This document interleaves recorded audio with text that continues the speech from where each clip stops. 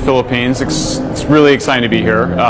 So this is an interesting place because they actually have a nuclear plant that they built, and our friend Mark brought us down to give a talk, and we're releasing an open letter signed by all of these world-famous climate scientists, James Hansen, Pulitzer Prize winner Richard Rhodes, great historians, urging the president to take a second look at nuclear and use nuclear as a way to get off of fossil fuels and develop the country.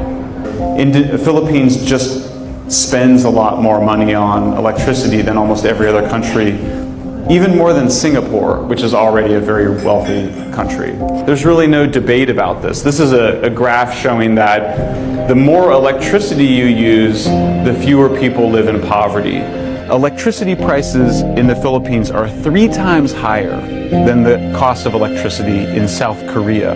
I spent some time in South Korea. South Korea also doesn't have its own energy? Why does it spend 1/3 as much on electricity as the Philippines? Because they have nuclear power. So this amount of uranium can provide all the energy for a rich American's life. You know, for a Filipino, that much. The Philippines is an Asian country that hasn't yet taken off. So it's seen a lot of its neighbors, Taiwan, South Korea, obviously Japan, become very rich nations using a lot of nuclear energy and increasing the amount of energy they consume. Like Indonesia, Thailand, Malaysia, all have a lot of potential to grow, but if they're going to do so in a way that doesn't make their cities even more polluted, they're going to need a lot of nuclear energy. The reason that nuclear is the safest is because it doesn't produce air pollution.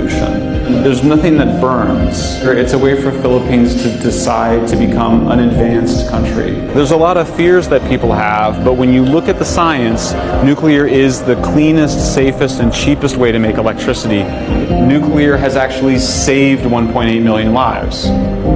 It's a kind of a shocking finding, because if you have a nuclear plant, then you don't need to burn coal, and if you're not burning coal, you're not producing the deadly air pollution. Actually, ganito, maraming bumabati ka kay Marcos. Ako, taga-UP ako dati, estudyante ako. Pero tingnan nyo, ang ginawa ng Energy Secretary ni Marcos at the time, talagang magaling mag-isip eh. Kasi una, naganap siya ng oil, hindi masyado nakakuha, pero tapos naganap siya ng geothermal. Naging number 2 tayo sa buong mundo. Nagtayo siya ng PNOC group of companies, very solid companies. Nagtayo ng nuclear plant ahead of everybody in the Southeast Asia. So ganun po yun. No? Ngayon, yung tinayungan yan, yung 3 bansa na sinasabi ko, hanggang ngayon yung planta tumatakbo pa. Kaya yung nagsasabi na luma na, old design, they don't know what they're talking about. Hindi sila nag-research. Tapos, di ba kinancel dyan ng Cory Aquino? Apo. Gobyerno. Naghanap sila ng dahilan kung bakit. Sabi nila nakatayo yan sa fault at saka sa volcano. Ako po ay professor na geology. Nakapahiram po ako sa PNRI, galing ako sa UP. Ginawa pang geology ang dahilan. Kalokohan kong malaki yan. That's one of the worst fake news. No? Kasi bakit ka magtatayo ng 1 bilyong planta, hindi mo chichikin na may fault sa ilalim?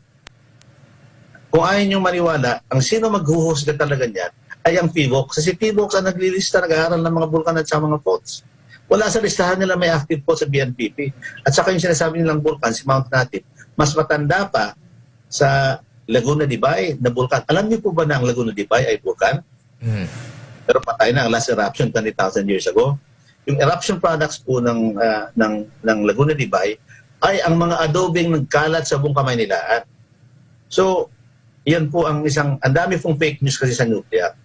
So, yan po yung problema natin. Tapos may mga TV pa, yung Chernobyl, kung anyway, kung tatanungin niyo po yung Chernobyl at saka Fukushima, pwede natin sagutin. Sir, bago tayo mapunta doon sa... To the nuclear power plant, that is a big tragedy. Dahil pinulitika ito noong 1986. That was supposed to produce 600 megawatt. Kung natuloy yung Bataan Nuclear Power Plant, yung power crisis natin in the 80s and the early 90s, hindi nangyari yun. Dahil yun talaga eksakto, halos eksakto, ang kulang natin sa kuryente at that time was 600 megawatt. Yung Bataan Nuclear Power Plant na binabatikos nila, gumawa sila sa Korea ng equivalent. Ganun din. Yung parehong design ng Westinghouse, dinala sa Korea, binili ng Korea. Sa ganda ng takbo sa Korea, 7 na ang kanilang ganong klaseng nuclear power plant. So,